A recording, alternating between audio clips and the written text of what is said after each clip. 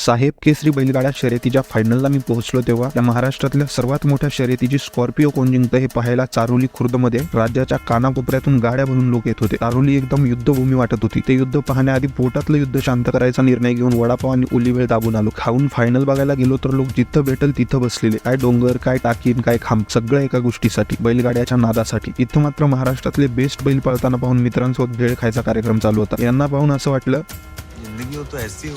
या फायनलमध्ये जवळेकरांचा मनही पळाला आणि वारिंगेंचा ओम्याही। दोघांचा फॅन बेस एखाद्या क्रिकेटरला लाजवेल एवढा मोठा। त्यांनी मनही जिंकली, पण शर्यत मन आणि स्कॉर्पिओ जिंकली पक्षा, बंड्या, सर्जा आणि पोपट्यानं। मी पहिल्यांदा शर्यत बघत होतो म्हणून वाटत होतं हे सगळं बक्षिसासाठी सुरू आहे, पण नंतर कळालं हे नावासाठी सुरू आहे, आपल्या बैलाच्या मागे उभ्या राहणाऱ्या आपल्या गावासाठी सुरू आहे, गावाच्या परंपरेसाठी सुरू आहे। आयुष्यात नाद करू नये असं म्हणतात, तो नाद जर बैलगाडा शर्यतीचा असेल तर अवश्य करावा, असा महान विचार डोक्यात आल्यानं स्वतःला ज्यूस पाजून या थरारक दिवसाचा शेवट केला। नाद करा पण आमचा कुठं, हे शेतकरी गाडीवर का टाकतो हे आज